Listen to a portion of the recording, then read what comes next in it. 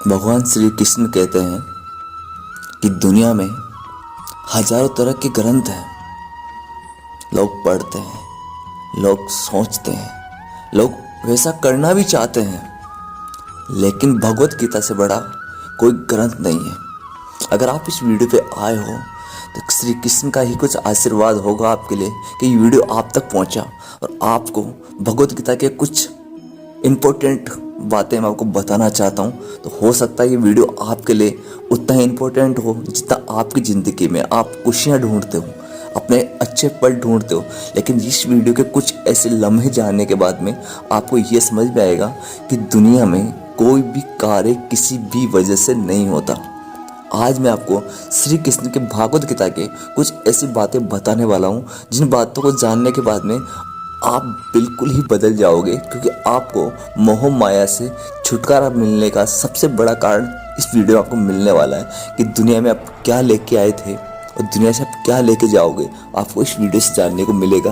तो आप वीडियो को एंड तक बने रहिएगा और गीता के कुछ इम्पोर्टेंट जो पॉइंट हैं जो श्री कृष्ण द्वारा बताए गए हैं, तो अभी तक नए हो तो वीडियो को लाइक कर लीजिएगा और शेयर कर दीजिएगा, क्योंकि वीडियो किसी और की ज़िंदगी भी बना सके। जिस तरह आपको ये वीडियो मिला तो हो सकता है इस वीडियो को किसी और को भी ज़रूरत हो, क्योंकि भगवत गीता का वीडियो अगर आप तक पहुँचा है तो श्री कृष्ण चाहते हैं कि आप इस वीडियो को, हो सकता है आपको इस वीडियो की ज़रूरत थी।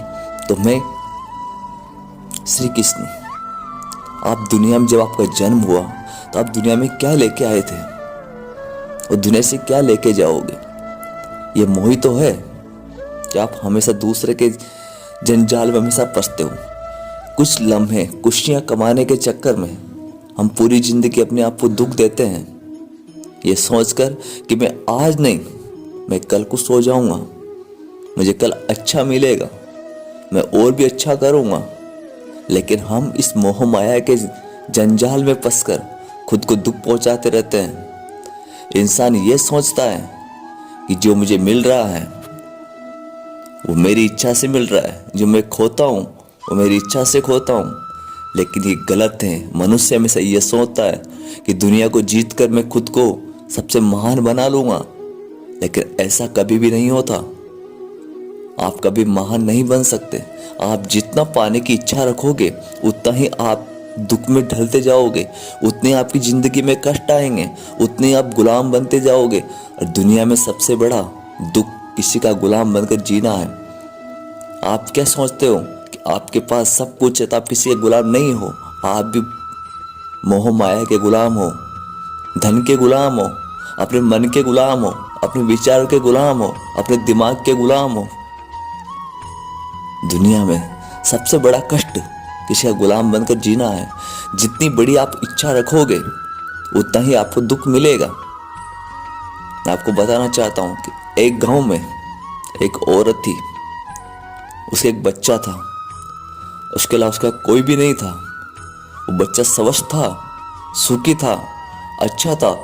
लेकिन समय के जैसे जैसे पढ़ाव चलता रहा, समय जैसे जैसे आगे बढ़ता रहा, एक दिन बच्चे की अंगुली कट गई।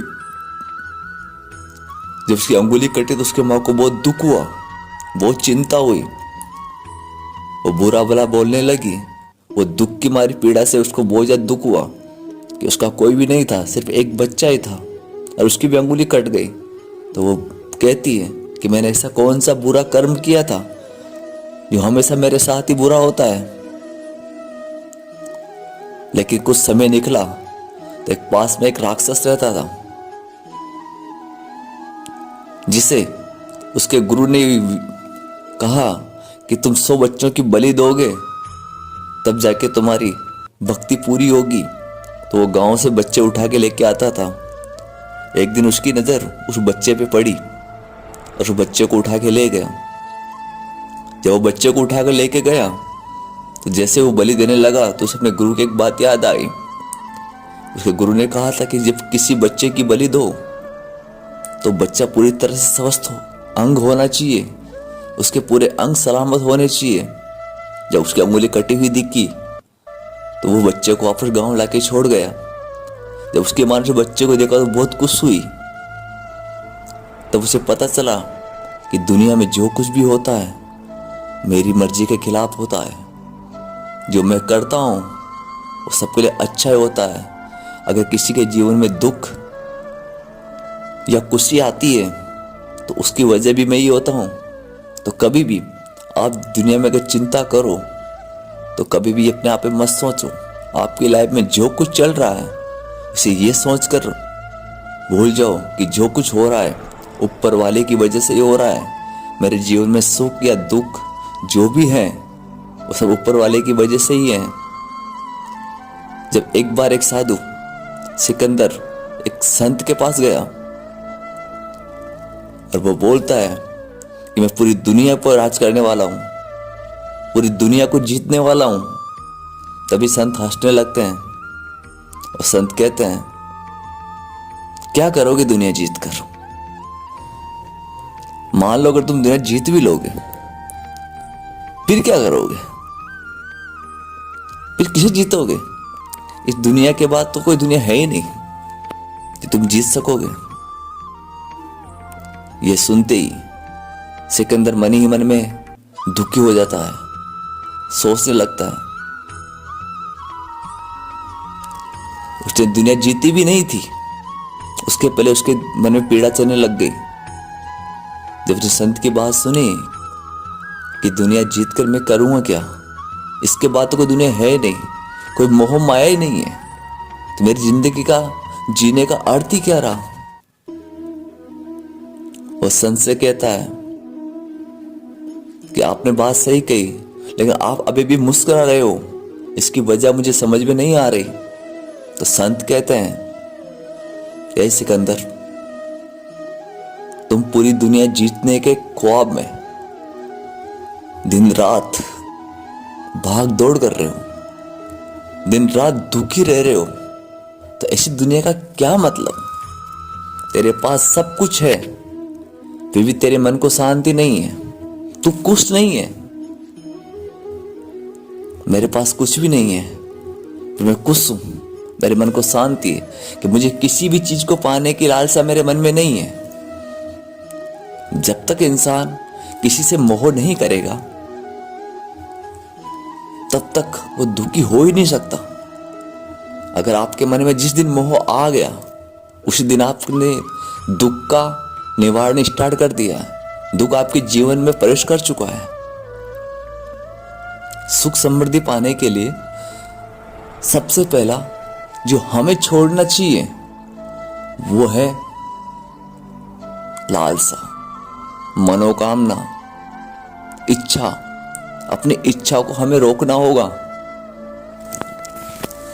जीवन में हम किसी चीज को पाते हैं और हम उसे खोने के बाद रोते भी हैं, ये सोच कर कि मैंने बहुत मेहनत की थी, मैंने ये चीज पाई थी और मैंने चीज को खो दिया। तो मैं आपसे कहना चाहता हूं, आप खाली हाथ आए थे और खाली हाथ ही जाने वाले हो। क्या लेके आए थे जो खोने का डर है आपको? आपने यहां से ही लिया और यहां ही दे दिया। जीवन में अगर सुख रहना है तो अपने मोह को त्यागना होगा, अपने इस गुलामपन को दूर करना होगा। धन कमाने की इच्छा में लोग खुद को अपना गुलाम बना लेते हैं, वो ये सोचते हैं कि मैं खुश हूं। लेकिन जितनी मोह माया के चक्कर में आप उलझोगे उतने ही दुख पीड़ा में आप गिरते चले जाओगे। एक चक्रव्यूह है, जितना अंदर जाने की कोशिश करोगे उतना ही पछते चले जाओगे। किसी ने सही कहा है कि चक्रव्यूह में जाने के रास्ते होते हैं लेकिन आने का नहीं होता। उसी प्रकार मोह माया को कमाने के हजारों रास्ते हैं लेकिन वहां से निकलना उतना ही मुश्किल है। जितना जिंदगी की भाग दौड़ में इंसान अपने आप को यह सोचता है कि मैं सबसे महान हूं, मेरे पास पैसा है, गाड़ी है, बंगला है, लेकिन वह भूल रहा है कि यह सब कुछ जहां से आया था वहीं जाने वाला है। बड़े बड़े योद्धा, बड़े बड़े सूरवीर, बड़े बड़े देवी देवता है, सबने इस धरती पे जन्म लिया, सबने इस धरती को जीतना चाहा, धरती को जीता भी, पर लेके क्या गए? आज धरती भी यही है, हवा भी यही है, प्रकृति भी यही है, जल भी यही है। क्या लेके गया हो? कुछ भी तो नहीं। सिर्फ जब तक वो जिया, सिर्फ दुख में जिया। किसी को पाने की लालसा इतनी बढ़ गई कि उसे नींद, खाना, पीना, सोना सब कुछ भूल गया। उसी प्रकार एक इंसान था जो सागर किनारे नहार घूम रहा था। उसे सोने का लोटा, जो सोने का लोटा होता है, उसे किनारे मिल गया, जो लहरों में बह के कहीं से आया था, और उसे लेके बहुत खुश हुआ और घूमने लगा। कुछ देर धूप बढ़ने के कारण उसने सोचा कि मैं स्नान कर लेता हूं। तो स्नान करने लगा तो उसने सोचा कि इस लोटे को मैं बाहर रख के जाऊंगा तो कोई इसे ले जाएगा, तो मैं क्या करूं। तो उसने सोचा कि क्यों ना मैं इस लोटे को अपने साथ लेकर नहा लूं। तो वो लोटे को साथ लेकर नहाने लगा। कुछ देर नहाने के बाद सागर में एक बहुत बड़ी लहर उठी, और लहर इतनी तेज थी कि जैसे उसको लहर टच हुई तो झटके में लोटे को अपने साथ ले गई। उसे बहुत दुख हुआ। वो बाहर किनारे आके बैठकर रोने लगा, अपने आप को कोसने लगा। तो कुछ देर बाद एक संत वहां से गुजर रहे थे। उसको रोते हुए देखकर संत उसके पास गए और बोले कि क्या हुआ, इतने दुखी क्यों हो?